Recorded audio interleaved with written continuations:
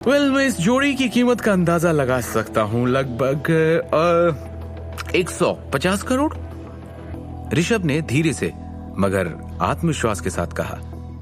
ऋषभ के इतना कहने के बाद वहां मौजूद सभी विशिष्ट अतिथि उसकी प्रशंसा करने लगे। वाह, क्या बात है!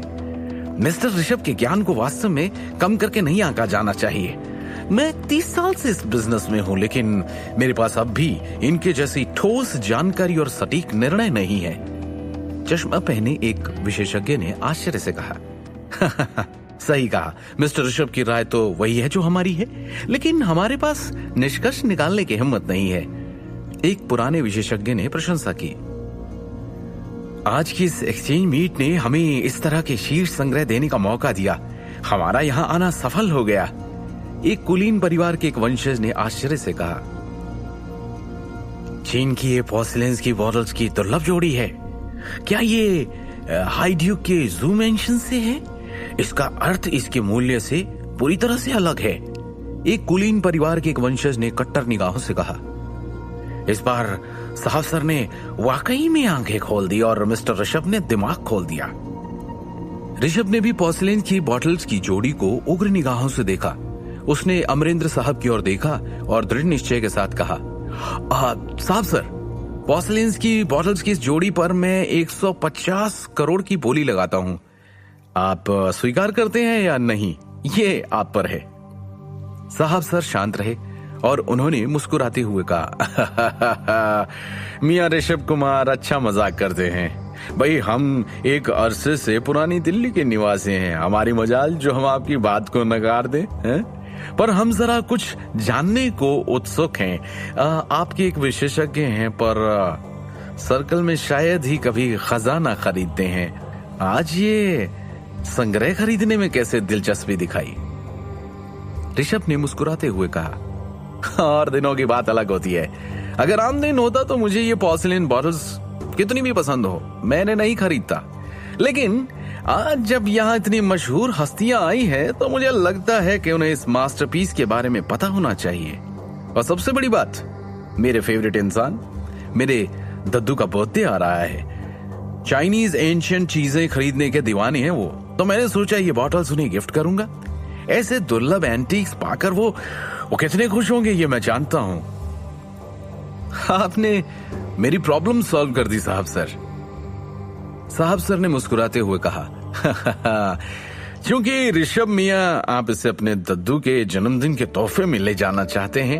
अब हमें नहीं लगता कि आज कोई आपके साथ प्रतिस्पर्धा करना चाहेगा।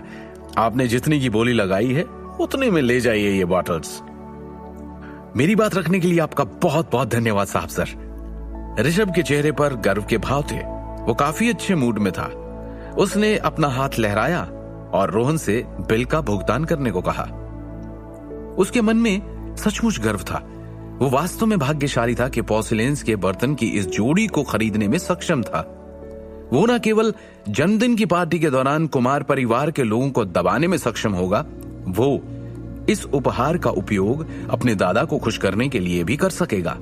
यहां तक कि उसने शिवम जैसे कचरे और दृष्टि के सामने अपनी ताकत का प्रदर्शन भी कर लिया और अपनी कुछ देर पहले खोई हुई इज्जत वापस पा ली। भीड़ से प्रशंसा प्राप्त करने के बाद ऋषभ ने अभिमानी मुद्रा धारण की और शिवम की ओर देखा। मजाक में कहा, मिस्टर शिवम, भाई मुझे जरा क्यूरोसिटी है। पोर्सिलेन्स की बॉटल्स की इस जोड़ी के बारे में आपकी कोई राय नहीं? मतलब आप मुझे नहीं बताना चाहेंगे कि ये असली है? ऋषभ भाई, अरे यार तुम खरीद लो यार, इस गंवार की कोई औकात नहीं है। ना ये इन दुर्लभ बॉटल्स को खरीदने के लिए बोली लगाने की सोच सकता है, ना उसे इनके बारे में कुछ अता पता होगा। रोहन ने मजाक उड़ाते हुए कहा। ऋषभ की बात अलग है, उसे जो चीज पसंद आती है वो खरीद लेता है। ये लूजर क्या करेगा? पैसे तो है नहीं इसके पास, बस भाषण देना जानता है। ऊपर से कहता है कि पूरे दिल्ली में इसे सबसे ज्यादा नॉलेज है एंटीक की। बेशरम, ऋषभ से कोई कंपैरिजन भी नहीं है इसका। सयाली ने भी चिढ़कर कहा। पूनम ने भी सोचा कि बहती गंगा में हाथ धो ले। उसने शिवम को एक मतलबी भाव से देखा और कहा, तुम्हें सभी निकम्मा घर जमाई बुलाते हैं, जानते हो ना? फिर भी ऋषभ से तुलना करने चले हो। उसे जो आइटम पसंद आया है उसकी कीमत 150 करोड़ है। ये porcelain bottles rarest of the rare में आती है। ऋषभ उन्हें खरीद रहा है। चंद तुक्के लगा देने से तुम इस फील्ड में महान नहीं हो गए। कलेक्टर्स की जूती के बराबर भी नहीं हो तुम। ये कहने के बाद उसने एक मुस्कान के साथ दृष्टि की ओर देखा और कहा, दृष्टि, धरोहर हाउस में आकर तुमने जो देखा, जैसे लोगों से मिली, क्या अब भी शिवम के बारे में तुम्हारी राय नहीं बदली? बुआ ने तुम्हें ऋषभ जैसे लड़के से मिलवाया, एक नया रिश्ता बनवाया है ना? आगे की कहानी जानने के लिए देखिए अगला एपिसोड सिर्फ पॉकेट एफएम के यूट्यूब चैनल पर, और शिवम द हिडन वॉरियर के सारे एपिसोड्स को सुनने के लिए डिस्क्रिप्शन में दी लिंक से डाउनलोड करें पॉकेट एफएम ऐप।